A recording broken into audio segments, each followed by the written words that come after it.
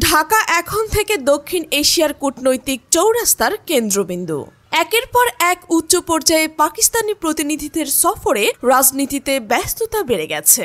২১ August ঢাকায় আসছেন পাকিস্তানের বাণিজ্য মন্ত্রী জাম কামাল খান। ২৩ আগস্ট পৌঁছবেন উপপ্রধানমন্ত্রী ও পররাষ্ট্রমন্ত্রী ইসহাক দার। এরপর সেপ্টেম্বরে আসতে পারেন দেশটির অর্থমন্ত্রী মোহাম্মদ আওরঙ্গজেব। এমন ধারাবাহিক সফর আগে দেখা যায়নি, যা পাকিস্তানের হঠাৎ করে বাংলাদেশকে কেন্দ্র করে তৎপরতার ইঙ্গিত দিচ্ছে। প্রশ্ন উঠছে, এটি কি শুধুই সৌজন্য সফর, নাকি এর পেছনে আছে দীর্ঘদিনের অমীমাংসিত কিছু হিসাব নিকেশের সমাধানের প্রচেষ্টা? কূটনৈতিক সূত্র বলছে, আলোচনার টেবিলে থাকছে কিছু স্পর্শকাতর বিষয়, বিশেষ করে ১৯৭১ সালের গণহত্যার জন্য পাকিস্তানের আনুষ্ঠানিক ক্ষমা প্রার্থনা, পাশাপাশি ক্ষতিপূরণ ও অন্যান্য পাওনা মিলিয়ে ৪.৫ বিলিয়ন মার্কিন ডলার ফেরতের দাবি জোরালোভাবে তোলা হবে।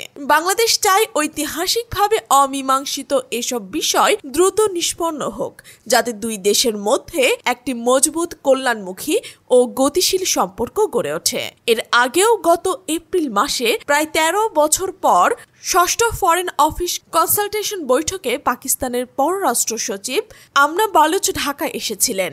সেখানেও বাংলাদেশ একই বিষয়গুলো স্পষ্টভাবে তুলে ধরেছে। তবে এবারের সফরের বিশেষত্ব হল এটি ধারাবাহিকভাবে শীর্ষ পর্যায়ের একাধিক মন্ত্রীর আগমন, যা সম্পর্কের ক্ষেত্রে নতুন মাত্রা যোগ করছে। বাংলাদেশ আসন্ন বৈঠকগুলোতে অর্থনৈতিক ও বাণিজ্যিক সম্পর্ক জোরদারের উপর বিশেষ গুরুত্ব দেবে। রপ্তানি বৃদ্ধির জন্য পাকিস্তানের বাজারে প্রবেশের সুযোগ, শুল্ক বাধা হ্রাস এবং বিনিয়োগ বৃদ্ধির বিষয়গুলো আলোচনার শীর্ষে থাকবে। পাশাপাশি কৃষি, মৎস্য, পানি সম্পদ, পরিবহন, জলবায়ু পরিবর্তন এবং বন্যা প্রতিরোধ সাম্প্রতিক সহযোগিতার সম্ভাবনাও খতিয়ে দেখা হবে। সরাসরি শিপিং রুট ইতিমধ্যেই চালু হয়েছে এবং সামনের দিকে সরাসরি ফ্লাইট চালুর বিষয়েও অগ্রগতি হতে পারে, যা দুই দেশের যোগাযোগ ও বাণিজ্যে নতুন গতি আনবে। তবে এই তোড়জোড় নিয়ে ভিন্ন বিশ্লেষণও রয়েছে। কেউ কেউ মনে করছেন, পাকিস্তানের এই তৎপরতার পেছনে রয়েছে আঞ্চলিক ও বৈশ্বিক কূটনৈতিক বাস্তবতা।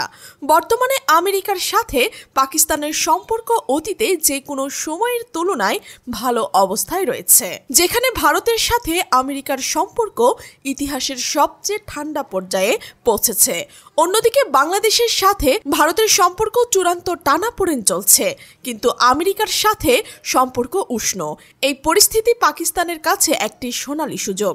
বাংলাদেশের সাথে সম্পর্ক উন্নয়নের মধ্যে আঞ্চলিক কৌশলগত ভারসাম্যে নিজেদের অবস্থান শক্ত করার। পাকিস্তান হয়তো বুঝেছে, অন্তর্বর্তী সরকারের এই সময় যদি দুই দেশের তিক্ত সম্পর্কের বরফ না গলে, তবে ভবিষ্যতে ভারতের চাপ কিংবা ১৯৭১ সালের ইতিহাসের কারণে যে কোনো সরকার এমন উদ্যোগ নিতে দ্বিধাগ্রস্ত হবে। তাই এখনই উদ্যোগ নেওয়া তাদের জন্য কৌশলগতভাবে লাভজনক। তবে প্রশ্ন থেকেই যায়, এই সফরগুলো কি সত্যি সম্পর্ক মেরামতে আন্তরিক প্রচেষ্টা, নাকি অতীতের দায় এড়িয়ে যাওয়ার নতুন কৌশল? ইতিহাসকে পাশ কাটিয়ে সম্পর্কের নতুন অধ্যায় লেখা সম্ভব কিনা তা সময়ই বলে দেবে। আপাতত ঢাকা ও ইসলামাবাদের মধ্যে কূটনৈতিক ট্রেন ছুটছে, কিন্তু এর শেষ গন্তব্য কোথায় সেটি এখন দেখার বিষয়।